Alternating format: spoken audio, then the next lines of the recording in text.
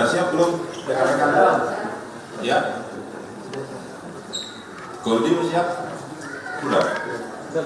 Pam-pam? Oh, Pam sudah di depan kan? Sudah di depan Pam-pam? Iya, oh iya. Sudah pertanyaan aku. Kalau nggak saya tanya nanti nggak siap, nanti kita salah.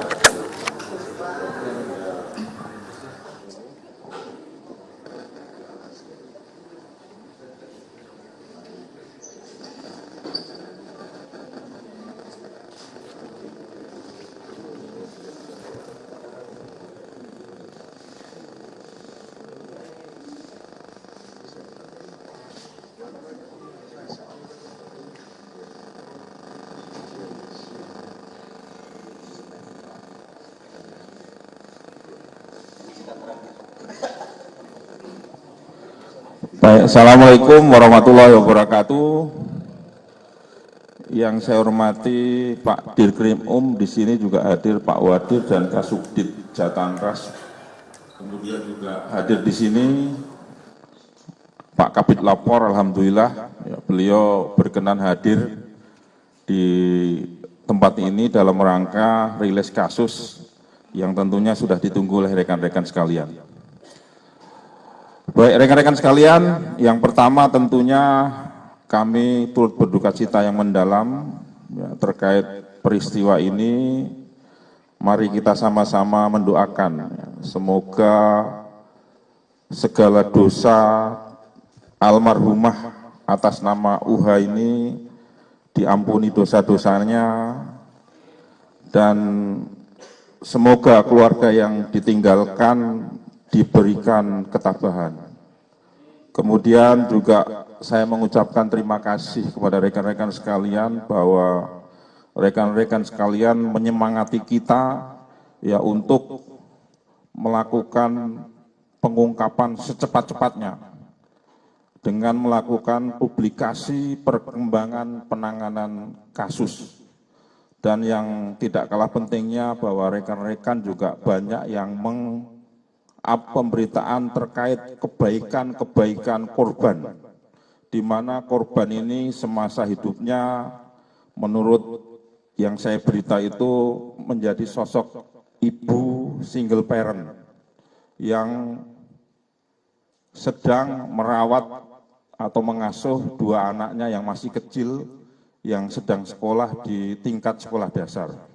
Ini menjadi keprihatinan kami dan juga ini mudah-mudahan keluarga yang ditinggalkan khususnya anak-anaknya tabah untuk menerima. Kemudian juga pada kesempatan ini Pak Dirkrim nanti akan langsung menyampaikan baik itu kronologis peristiwa yang terjadi dari mulai pertama penemuan koper yang berisi potongan tubuh di wilayah Ngawi sampai dengan proses pengungkapan dan penetapan tersangka termasuk konstruksi hukumnya nanti seperti apa, nanti akan disampaikan oleh Pak Dirkrim. Kemudian juga yang perlu menjadi catatan kita di sini bahwa pengungkapan secepat-cepatnya ini kurang lebih 3 hari ya setelah penemuan koper itu, Pak Kapolda Jawa Timur Irjen Pol Dr. Andes Imam Sugianto langsung memerintahkan Pak Dirkrim Pak Kabid Lapor, Pak Kabid Dokes ya untuk membantu membackup ya bahkan mengambil alih ya penanganan kasus ini, dibantu oleh beberapa Polres jajaran baik itu Ngawi, Kediri, Tulungagung maupun Blitar. Ini kerja kolaborasi antara Polda Jatim dan jajaran sehingga bisa mengungkap peristiwa ini dalam kurun waktu kurang lebih 3 kali 24 jam. Untuk itu kami persilahkan kepada Pak Dirkrim untuk menyampaikan beberapa hal terkait dengan peristiwa ini. Kepada Pak Dirkrim waktu dipersilahkan.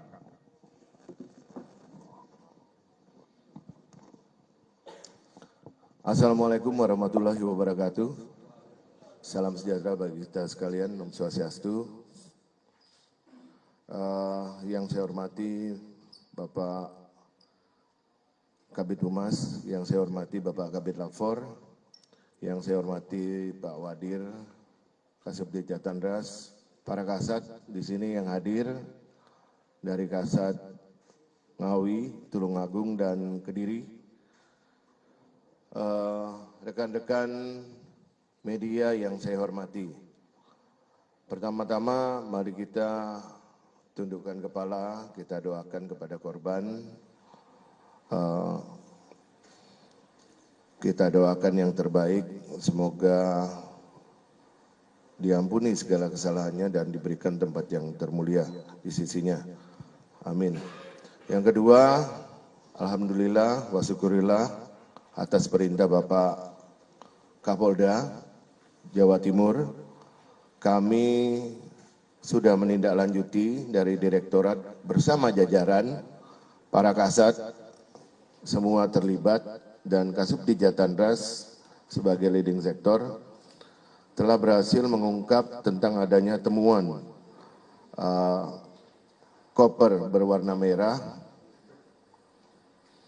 Kemudian kita tindak lanjuti, ternyata yang di dalamnya berisi seorang mayat tanpa identitas dengan kepala yang tidak ada, kemudian kaki sampai dengan batas pangkal paha sebelah kiri tidak ada, dan betis sampai dengan lutut sebelah kanan tidak ada. Alhamdulillah setelah melalui serangkaian penyelidikan dan penyidikan yang kami lakukan,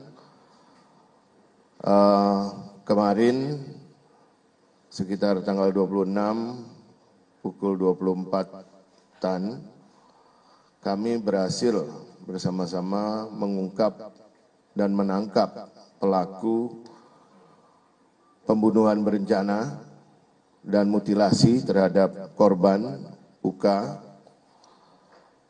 di mana tersangka ini sudah kami tetapkan sebagai tersangka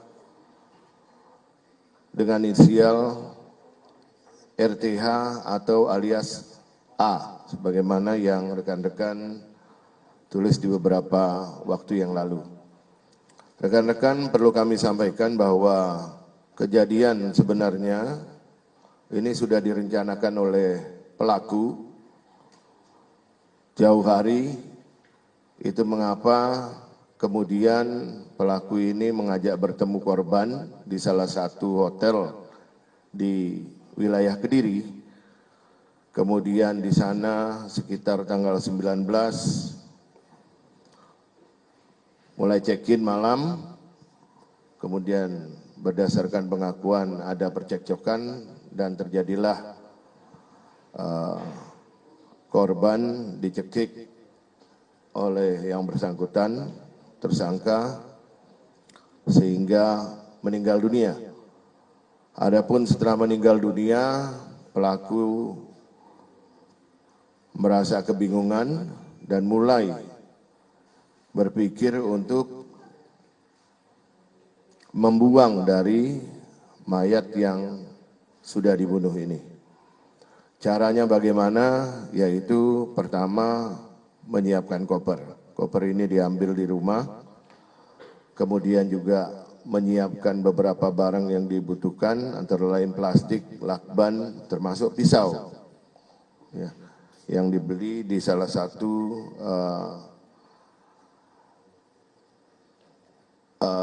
tempat, ya. Kemudian sekitar tanggal 20 dini hari itu korban melakukan aksinya,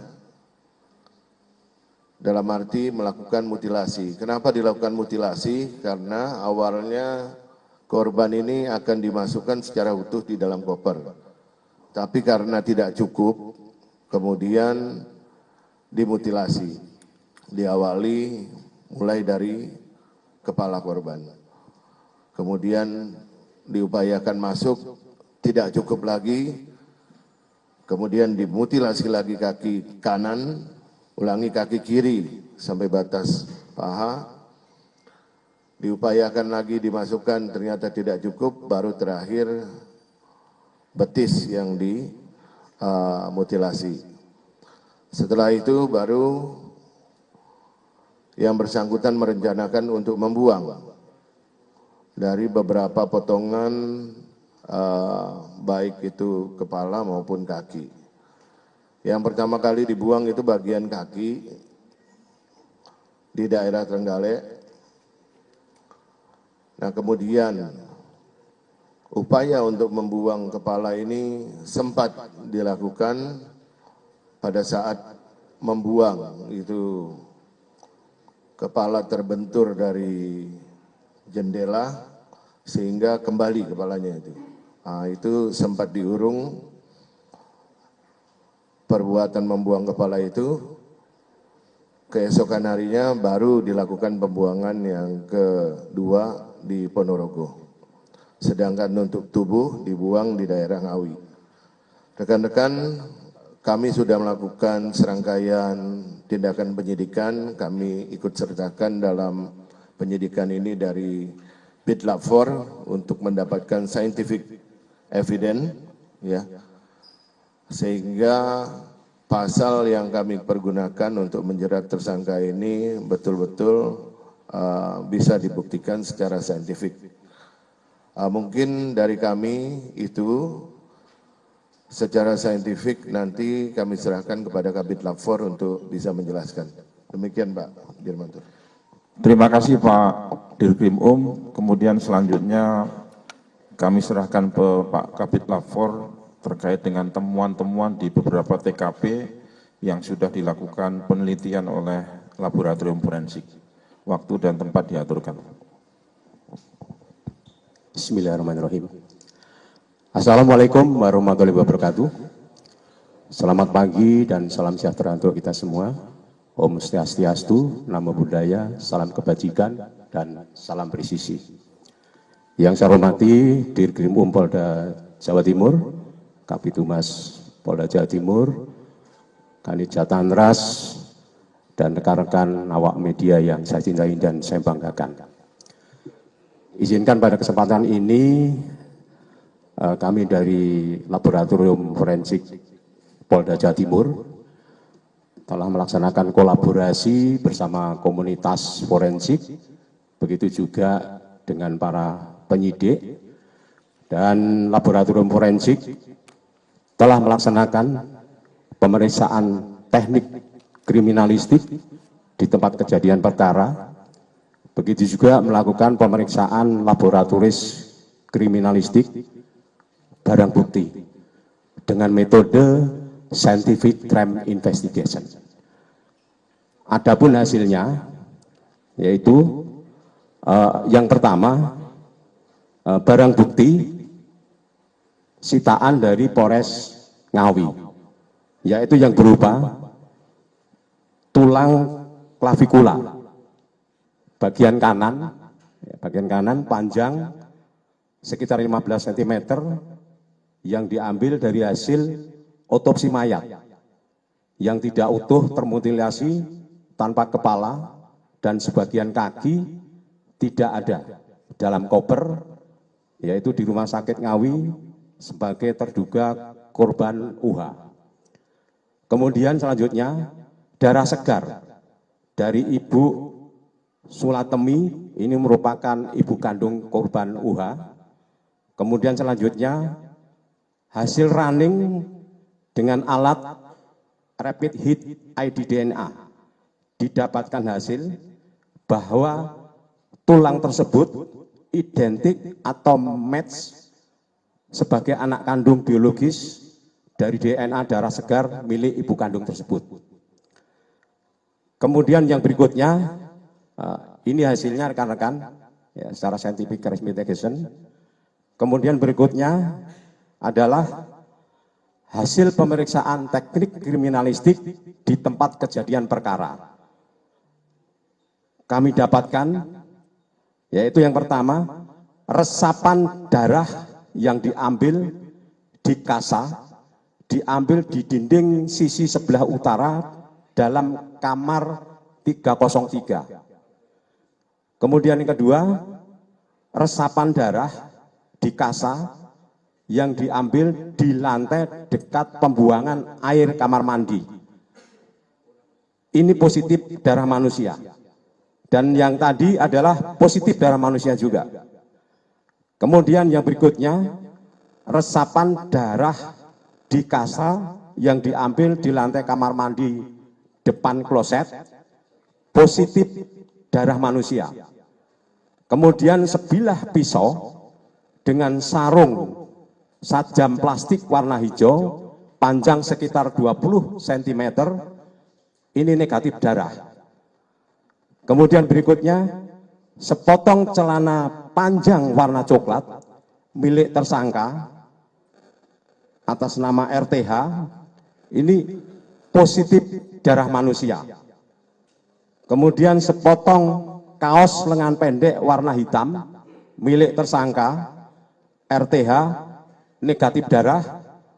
Kemudian mobil Toyota Veloz warna putih Nopol AG 1179 TE, negatif darah. Kemudian yang berikutnya ada 4 handphone saat ini dalam proses pemeriksaan secara laboratorium kriminalistik. Kemudian berikutnya adalah 4 rekaman CCTV dalam proses pemeriksaan, tetapi sudah kita periksa, ini hasilnya nanti akan saya sampaikan. Kemudian hasil running lanjutan profiling DNA dengan alat rapid hit ID DNA menunjukkan bahwa profil barang bukti yang tadi saya sebutkan, yaitu resapan darah di kasa yang diambil di lantai dekat pembuangan kamar mandi dengan celana panjang milik tersangka RTH adalah match dan identik dengan barang bukti tulang klavikula yang telah kita periksa. Tentunya hal ini rekan-rekan sebagai petunjuk utama bahwa terjadinya tindak pidana perbuatan tersebut adalah pembunuhan yang kita buktikan secara scientific crime investigation. Kemudian yang selanjutnya, kami telah melaksanakan pemeriksaan terhadap CCTV, yaitu secara digital forensik. Ditemukan 2 channel CCTV, satu channel 10 dan channel 13, yang mana channel 10 pada tanggal 20 Januari 2025 pukul 01.33 waktu CCTV menunjukkan aktivitas tersangka dari mulai datang, menurunkan koper, hingga memasukkan koper ke dalam mobil bernopol AG 1078 PB berwarna putih. Ini ada gambarnya rekan-rekan. Kemudian channel 13 pada tanggal 20 Januari 2025 pukul 05.4409 waktu CCTV menunjukkan mobil dikendari tersangka bernopol AG 1078 PB berwarna putih meninggalkan Hotel Adi Surya.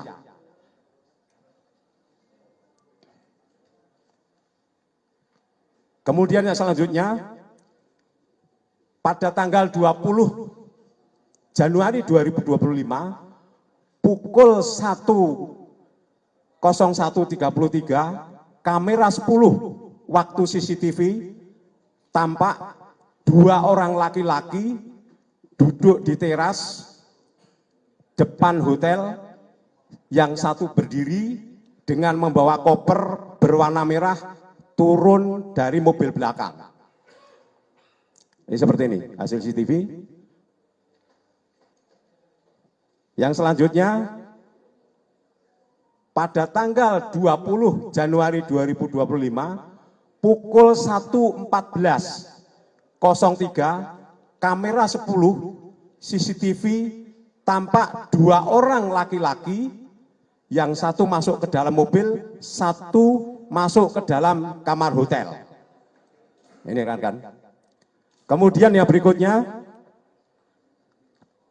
pada tanggal 20 Januari 25 pukul 5.16.05 kamera 10 waktu CCTV tampak satu orang laki-laki keluar dari arah kanan mobil bernopol AG 1078 PB berwarna putih seperti ini. Kemudian berikutnya pada tanggal 20 Januari 2025 pukul 5.29.28 kamera 10 waktu CCTV tampak dua orang laki-laki duduk di teras halaman depan hotel, yang satu berdiri dengan yang satu membawa koper berwarna merah. Kemudian yang selanjutnya pada tanggal 20 Januari 2025 pukul 5.25 menit 37 detik kamera 10 waktu CCTV tampak dua orang laki-laki, satu duduk di teras halaman depan hotel berdiri dengan membawa koper berwarna merah dimasukkan di dalam mobil. Kemudian yang terakhir pada tanggal 20 Januari 2025 pukul 5.44 menit 9 detik kamera 13 waktu CCTV mobil bernopol AG 1078 PB berwarna putih meninggalkan hotel. Saya rasa demikian rekan-rekan hasil laboratorium forensik yang telah kami laksanakan dalam rangka membantu bantuan teknis kepolisian secara scientific crime investigation. Terima kasih. Wassalamualaikum warahmatullahi wabarakatuh. Terima kasih. Terima kasih Pak Kabid Lafor. Barangkali rekan-rekan ada yang mau ditanyakan? Ya, Bim. Kasih mic. Ada mic nggak? Ini nih.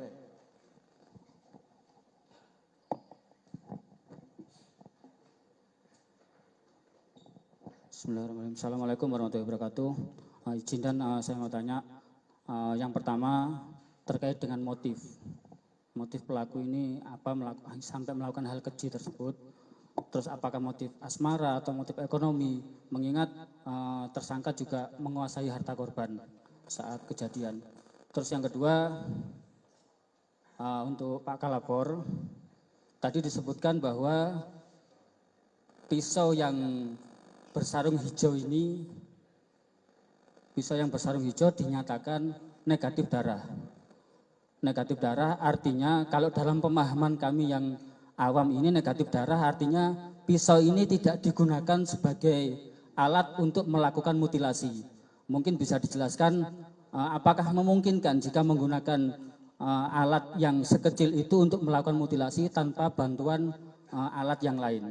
Terus yang berikutnya, yang ketiga terkait dengan tadi temuan CCTV yang menggambarkan ada dua orang lain yang ikut membantu mulai dari mengangkat koper merah dan lain sebagainya. Apakah dua orang itu sudah dilakukan pemeriksaan dan statusnya seperti apa? Mungkin itu saja. Terima kasih. Assalamualaikum warahmatullahi wabarakatuh. Baik, terima kasih rekan-rekan. Ya, perlu kami sampaikan bahwa terkait motif ya. Hasil dari pemeriksaan terhadap tersangka diketahui bahwa motifnya ini adalah pertama korban ini sakit hati. Ada sakit hati dan juga cemburu. Cemburunya kenapa? Karena diketahui korban ini pernah ketahuan memasukkan laki-laki lain ke dalam kos korban.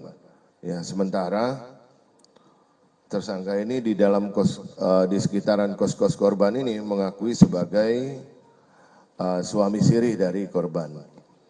Kemudian korban ini juga sering minta uang kepada pelaku. Makanya pada saat tanggal 19, pada saat pertemuan di hotel di Kediri, itu memang tersangka sudah menyiapkan uang 1 juta rupiah untuk diberikan kepada korban. Karena sebelumnya memang sudah ada chat-chatan melalui WhatsApp. Lainnya lagi apa sakit hatinya bahwa berdasarkan hasil pemeriksaan tersangka ini juga memiliki seorang anak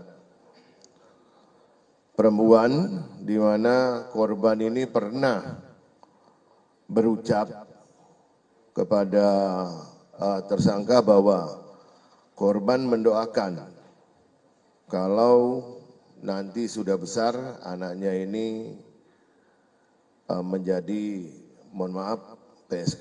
Itu juga membuat tersangka ini sakit hati.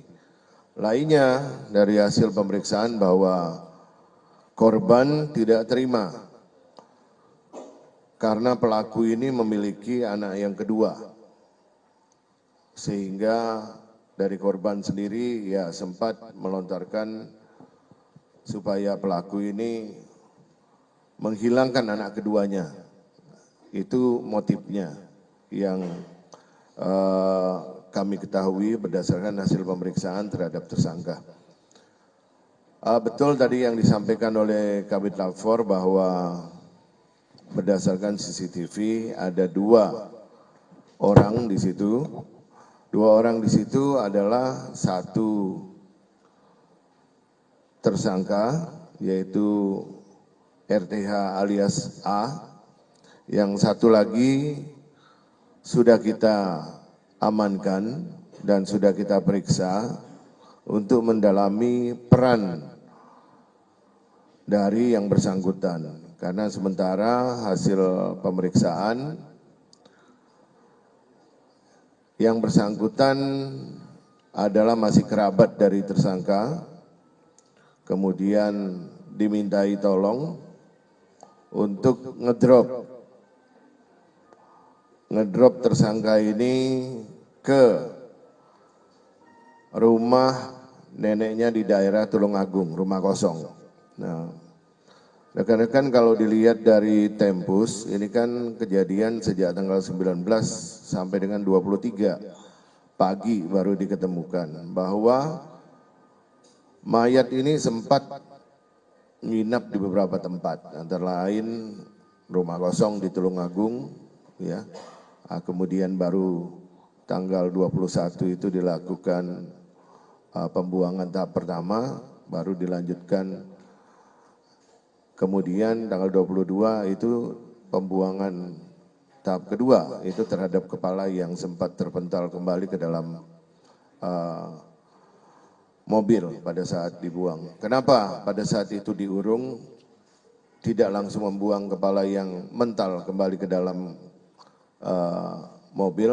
Karena pada waktu itu di belakang mobil tersangka ada sepeda motor, pengendara sepeda motor, sehingga dikhawatirkan dicurigai maka diurung. Jadi kepala itu sempat dibawa oleh yang bersangkutan untuk nginap kembali. Itu ya rekan-rekan. Untuk alat sementara memang diakui oleh tersangka menggunakan pisau buah. Secara saintifik hasilnya negatif, mungkin nanti Kabid Lapfor bisa menjelaskan. Demikian, terima kasih. Terima kasih Pak Dirkrimum. Barangkali Pak Kabid Lapfor juga bisa menjelaskan terkait ada 2 orang di CCTV yang ditanyakan, kemudian juga pisau itu tadi. Monggo. Terima kasih. Kami akan memberikan penjelasan berkaitan dengan sebilah pisau tadi yang kami sampaikan adalah negatif darah. Ya, tentunya sesuai dengan prinsip kami dalam memberikan bantuan teknis kepolisian bahwa harus transparan, akuntabel, dan berkeadilan. Jadi kami sudah berupaya untuk memeriksa mulai dari pisaunya, kemudian sarungnya. Jadi itu tidak terdapat darah. Ya, namun itu diakui oleh pelaku. Ya, apakah setelah melakukan itu dibersihkan atau dicuci? Nah, yang jelas pada saat kami periksa tidak terdapat darah. Kemudian yang berikutnya, ada seseorang yang berada di sini. Ya, jadi CCTV menunjukkan ada orang yang berada di situ. Tetapi kami tidak melihat apa aktivitasnya. Nanti akan didalami oleh penyidik. Ya. Demikian, terima kasih. Ya, ya monggo.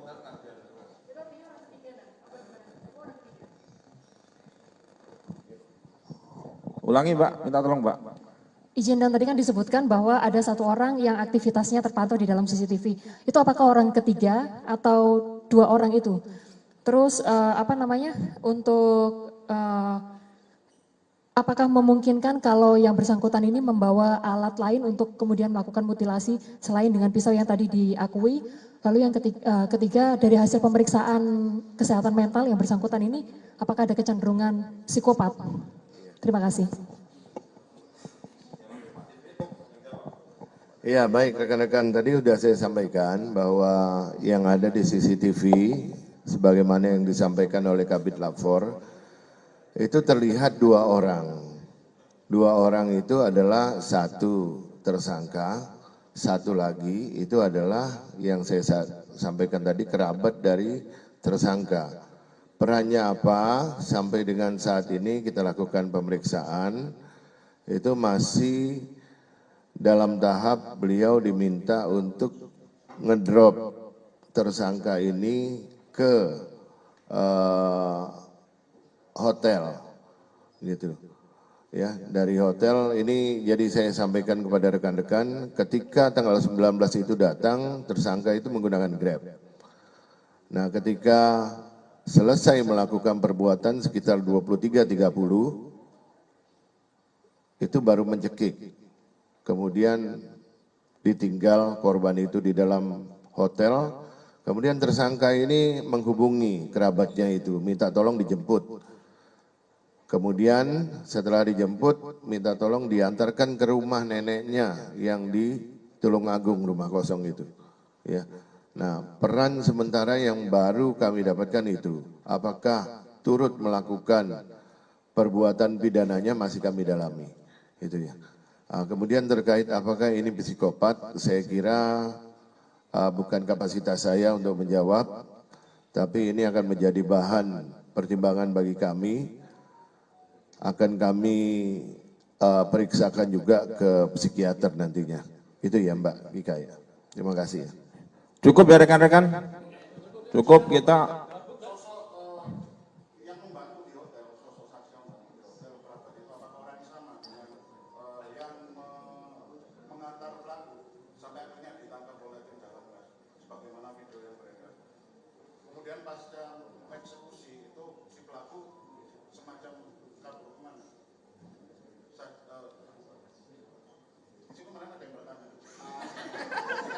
Ya langsung sekalian.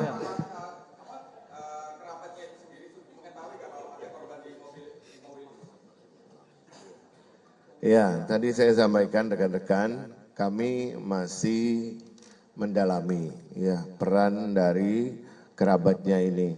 Apakah pada saat kemarin ditangkap ada kerabatnya ini, sepengetahuan kami tidak ada, gitu ya. Tapi nanti untuk peran akan kami dalami lagi apakah perbuatan dari kerabatnya ini turut serta dalam melakukan perbuatan pidana. Apakah dia tahu dalam koper itu ada mayatnya? Sampai dengan saat ini masih kita dalami. Memang dalam pemeriksaan sementara kalau dilihat di CCTV itu yang mengangkat tersangka sendiri, bukan dibantu. Perannya itu sementara hanya baru sebatas antar jemput, ya, itu ya. Ya cukup ya rekan-rekan. Ya wis satu lagi. Ya. Kue wis tadi. Nah itu yang belum, yang sudah, yang belum. Ya. Wahyu, apa?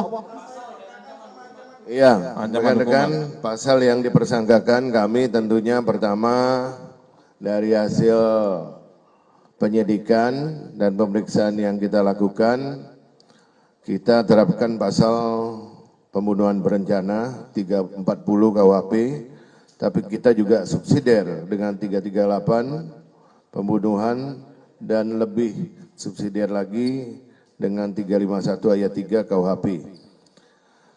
Dengan ancaman hukuman mati atau seumur hidup. Itu ya rekan-rekan ya. Ya cukup ya. Baik, cukup. Ya cukup. Kita langsung ke barang bukti. Ya, terima kasih.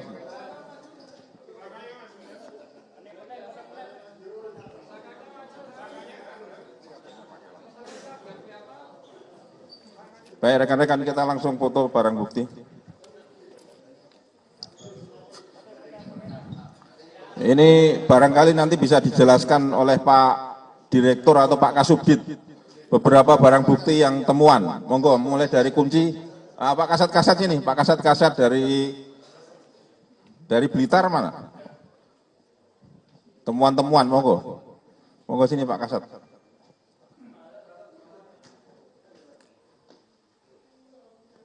Izinan, ini yang mau jelaskan barangkali dari Kasubdit atau Komandan? Ya, pisau, ini pisau.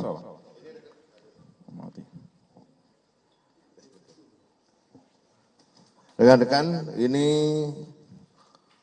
pisau yang diakui sementara yang digunakan untuk memutilasi korban.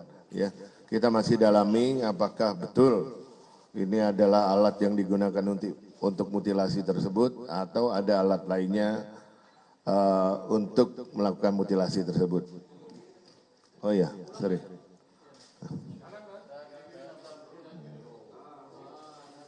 Ya udah, lanjut. Ini apa lagi Pak? Tambang ini Jan. Ini barangkali digunakan untuk ini Pak Wadir. Ini tambang, ya tambang yang digunakan untuk mengikat tubuh yang ketika di dalam koper sehingga agak bisa dimasukkan ke dalam. Termasuk ini ya, Pak Direktur, ini juga sama, tambang juga untuk mengikat ya. Untuk mengikat termasuk gelang yang ada pada korban. Kemudian kami juga sampaikan kepada rekan-rekan bahwa di luar kita juga menyita 3 unit kendaraan roda 4 antara lain ini kuncinya, ada mobil R3 itu punya korban yang sempat dijual. Kemudian dari hasil penjualan R3 itu kemudian kita menyita ada Vios. Vios itu adalah pembelian dari hasil penjualan R3. Kemudian juga kita menyita satu lagi Veloz, yaitu kendaraan yang digunakan sebagai sarana untuk membuang dari organ tubuh yang sudah dimutilasi. Demikian ya rekan-rekan.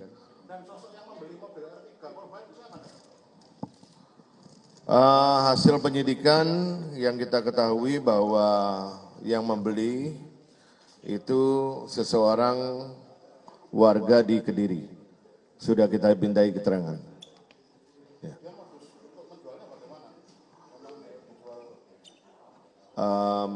Memang penjualan dilakukan melalui media online, sedang kami dalami. Kenapa kok, apakah ini grup tertentu yang memang khusus terkait hasil tindak pidana atau memang jual beli mobil seperti biasanya, gitu. Ya. Profesi pelaku rekan-rekan sementara sesuai KTP pelajar, tapi secara informal hasil dari profiling kami, pelaku ini adalah salah satu ketua ranting dari salah satu perguruan pencaksilat yang ada di Tulungagung. Ya, juga bertindak sebagai LSM yang sering berkomunikasi dengan anggota di Polres daerah Tulungagung, Trenggalek dan sekitarnya. Demikian ya rekan-rekan. Ya, cukup ya. Ya, mungkin tersangkanya langsung dibawa lagi, Mas. Monggo.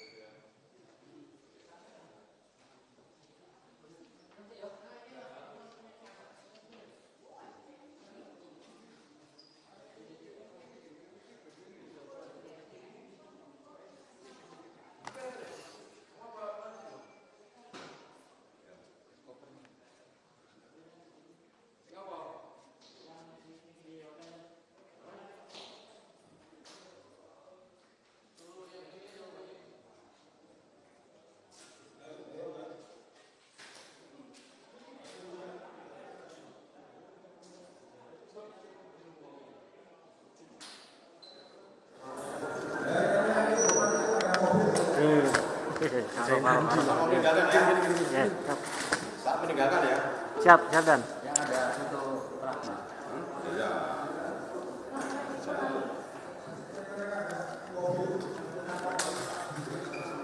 Ini waktu hari kaya 19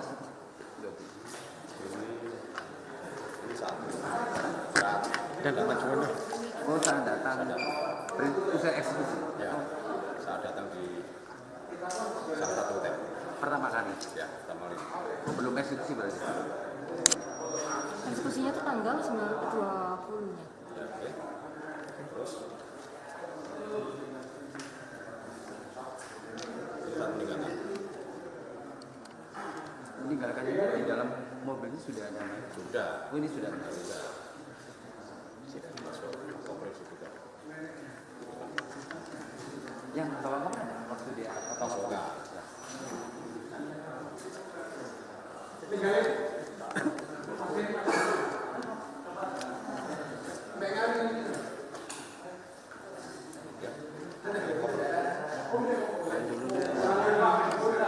Korban